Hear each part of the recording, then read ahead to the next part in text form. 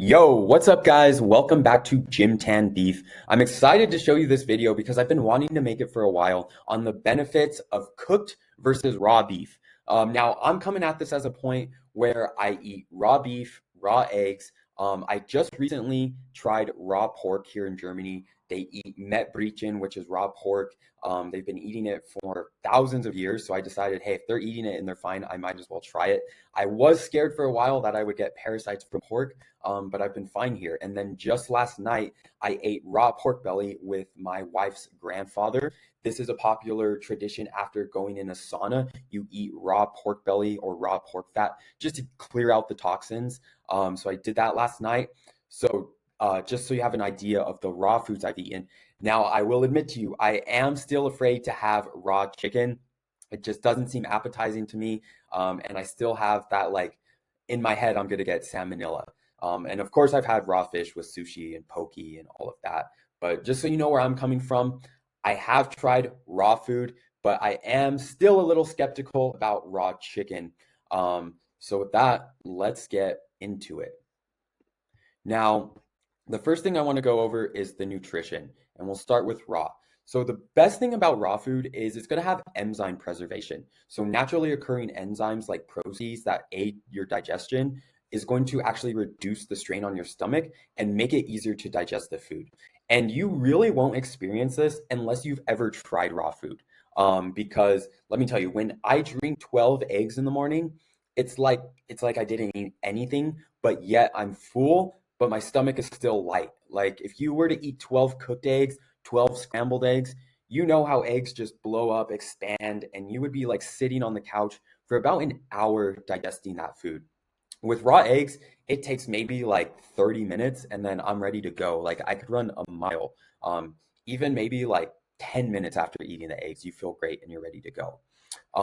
Now, there's heat sensitive nutrients in foods. So the higher levels of certain vitamins like vitamin B and vitamin C, these are minerals that degrade easily over heat. And your basic science will show you this, that these minerals do degrade with heat. And therefore, if you are cooking your food, you have to supplement with other forms of nutrients. And that's basic, like modern accepted science. Now, it's also going to have fat preservation. So when you heat fats, this damages the fats. And this isn't like necessarily science, but a lot of this information comes from Aajonus Vonderplanitz, who he ran his own studies on cooked versus raw food, and this is what he found. And there is a lot to say, like I was saying about my wife's grandfather. They eat raw pork belly, which is all pork fat, after a sauna to clear out even more toxins. So they've been doing that for thousands of years. Is there something to say that, they might be onto something? Like people just don't do this for no reason, right? And even the Eskimo tribes in wherever they live in Alaska or the frozen lands, they eat a lot of raw fat, a lot of raw meat in general, and they were the healthiest people. They had wide palates. Their teeth were all straight. They had no nutrient deficiencies. So there's something to say about that. And there's also tribes in Africa that eat a lot of raw meat, and they also have big jaws. Their teeth are straight, and they never have braces. Compared to like us Western people, what kid do you know that hasn't had braces? Like everyone's teeth are messed up these days. I had to have aligners for my teeth. Even though you can see my palate's pretty big, I still needed aligners. Now, because my palate was so big, my teeth weren't so bad. I could just do like invisible aligners. I didn't need like metal braces, but still, there was still some nutrient deficiencies.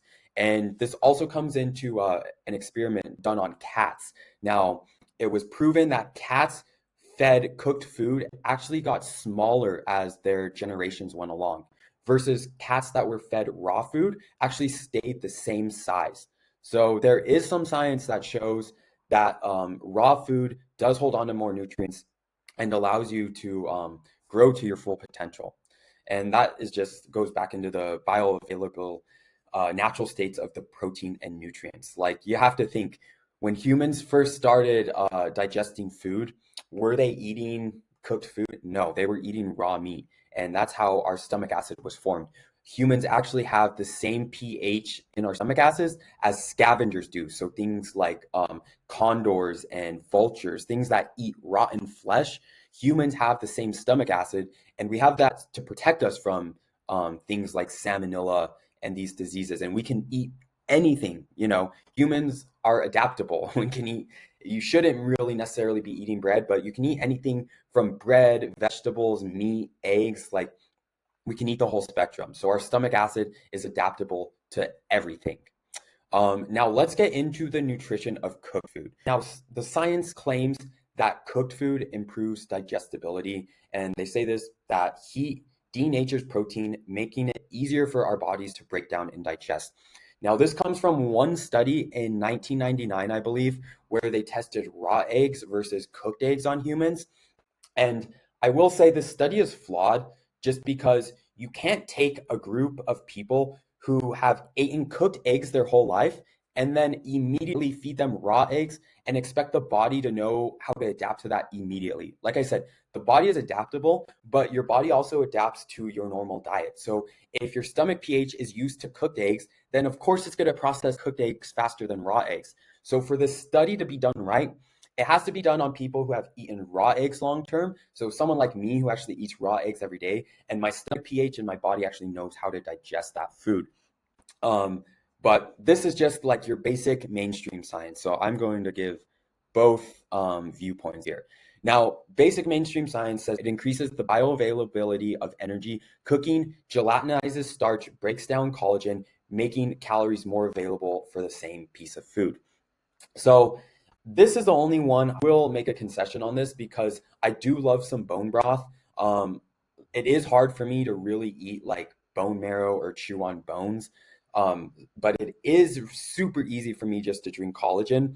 But I think this really proves that heat does denature proteins and vitamins, and it leaves your food, because when you cook bone broth, it literally leaves the bones and the meat, the collagen, and leaches into water.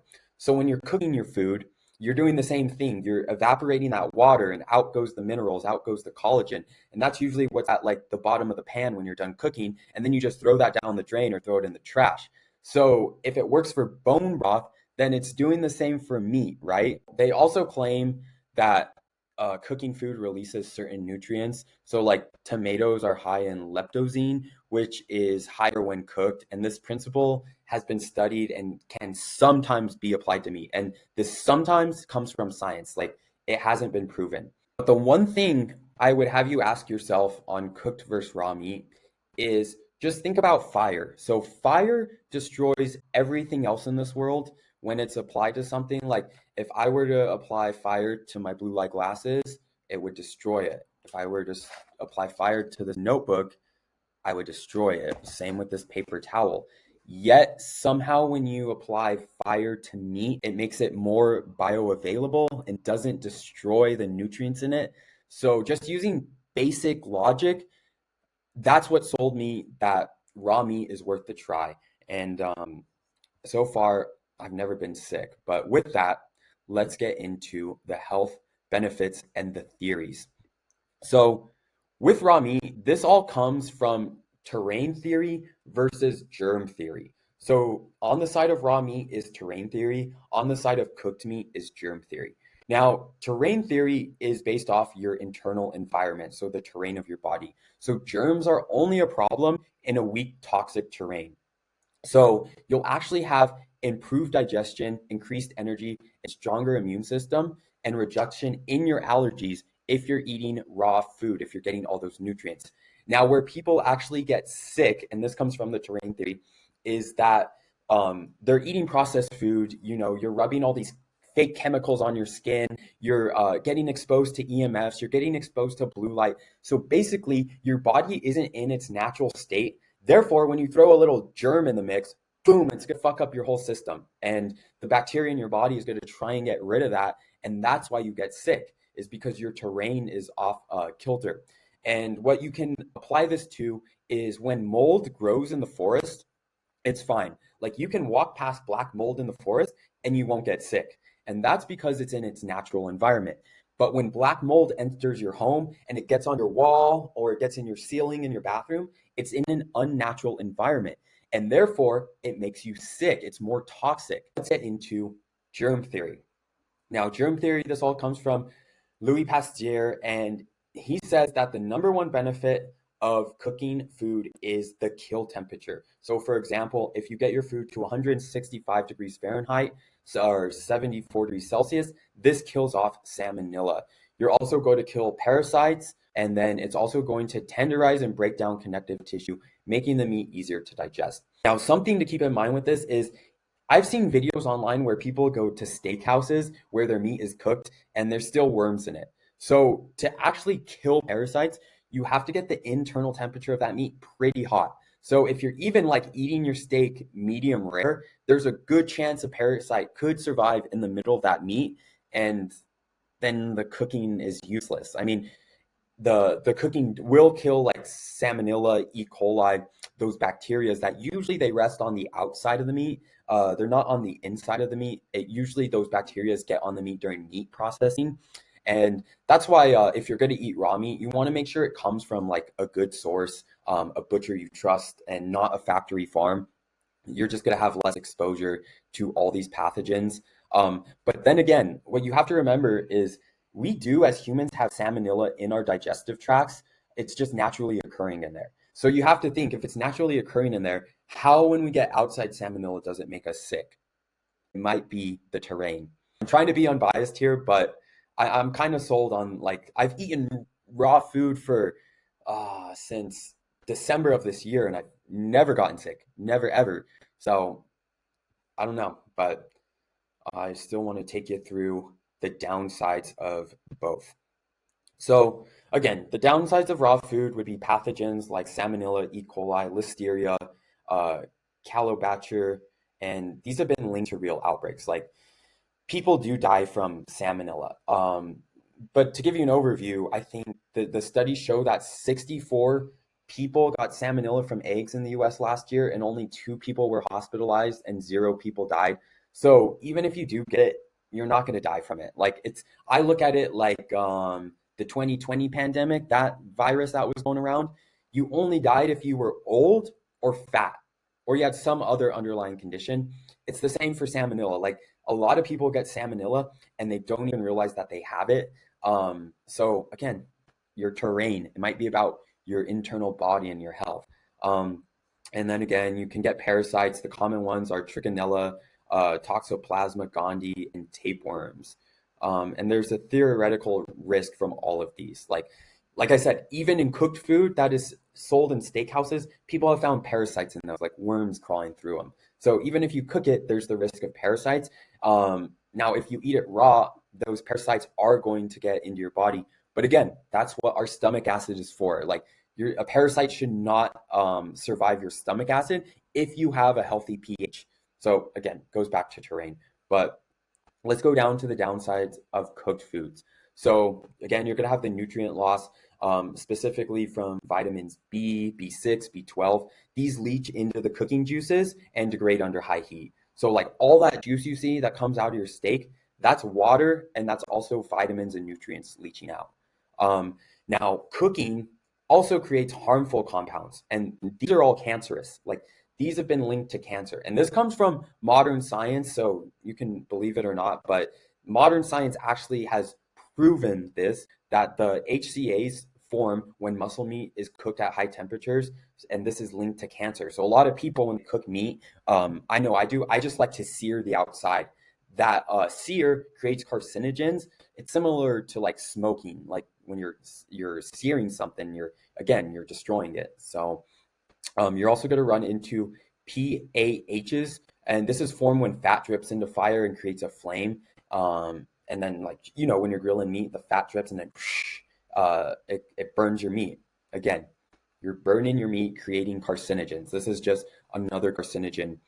And then you also have advanced glycogen end production. And this is formed when cooking, and this has been associated with inflammation and chronic diseases. So scientists have done studies on this, and it goes back to autoimmune diseases that when you cook meat, not only are you getting carcinogens, but it's also creating an immune response in your body.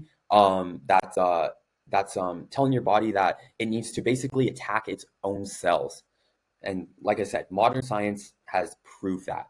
So, in conclusion, and this is what I've basically come to in my own personal life and how I weigh the concerns is you have to weigh the safety versus the nutritional upside because raw meat has had documented risk of foodborne illnesses, but it does have nutritional benefits. And now what I would say is like the reason I don't eat raw chicken is because I don't buy pasture raised chickens. Number one, it's just outrageous. Like one chicken breast is something like over $10. I'm just gonna get like a whole pack of chicken for $10 because I want to prioritize protein. And I don't even like chicken that much, so I'm just gonna eat the shit processed chicken. And that's just what I weigh personally. But then when I eat my raw eggs, I can get pasture raised farm eggs for like €4 for 10 here. So that's worth it for me. Like I'm going to eat healthy raw eggs. I wouldn't eat the white eggs sold in stores where the yolks are just like bright yellow. You want a dark orange yolk, pasture raised yolk. Yeah, I would never eat like your basic factory farmed eggs because those chickens live in unnatural environments. And again, we get back to the terrain theory where those chickens are living in a terrain that's not natural to them. They're stacked on top of other chickens. They're literally like rolling around in each other's shit. They're like eating each other's shit. So it's unnatural. So again, no wonder those chickens have diseases and they have salmonella versus when you have a chicken in its natural environment, it's not going to be exposed to all that. It's not walking in its own shit, just basically covered in salmonella. And then so with cooked meat, there has been proven safety benefits, and the trade-off is the nutritional loss. And then you also have to weigh those low-level carcinogens, and you can mitigate those by different cooking methods. So you can like use a sous vide, and what that does is it cooks your meat in basically boiling water. But then you have to put the meat in a plastic bag, so then you're getting microplastics on your meat. So it's like a lose-lose there. But I mean, like the carcinogens from meat, it's not like they're going to absolutely like immediately kill you like smoking cigarettes will. But it does cause cancer-causing agents in your body. And over the long term, if you eat enough cooked meat, that stuff is going to add up. So you're basically trading off the risk of like a short-term sickness from salmonella versus like long-term, maybe taking 2 years off your life because you're eating cooked meat. And for me, I love the nutritional benefits from raw food. Like you literally have to try raw food to actually understand the benefits because after eating raw food, you get this euphoria and this like this energy and it's very hard to explain. That's why I'm at a loss for words. And this all just comes from the bacteria on the meat. Like a lot of the bacteria they say is bad is actually good for you. Like I said, the salmonella is already in your digestive tract. And actually, there's a lot of proof that shows the bacteria in your gut is directly linked to the serotonin and the dopamine in your head. So if you're getting in more bacteria, you're going to get more happy chemicals. And there's a whole group of people online who literally eat this thing called high meat. So they get as much bacteria on the meat as possible. Again, I'm not there yet. I'm still pretty normie into this raw meat thing, but I can see where they're coming from, but I ain't eating no raw meat. So um, I hope that was a good overview for you guys. I hope it was not too biased towards raw meat. But ultimately, I think you guys have to weigh it yourself. Like I'm a personal fitness coach and my clients all eat cooked food and they've all made great gains. Now, the only reason I eat that raw food is again, I want that nutritional benefit. I want that extra energy. I want that better digestion. And that's why I eat it. But if you can't get past the taste or your fear of the germs, then there's no issue cooking your meat. If that's what it's going to take to make your fitness transformation and make you a healthier person, then do it. Cook your meat. Like cooking your meat is 1,000 times better than eating processed food, drinking soda, going out to restaurants and eating high carb, cheap processed food meals. Cooking your meat at home is so little on your worries compared to processed food and other things in this world. But that's all I had for you guys. If you guys have more questions, feel free to drop them in the comments. If you would like coaching one-on-one, whether it's through a raw food diet or whether it's through a cooked food diet, I offer one-on-one coaching. You guys can find the link for that in the bio. And that's all I had for today. If you guys have some more time, YouTube thinks you'll like this video the most next, but Gym Tan Beef out.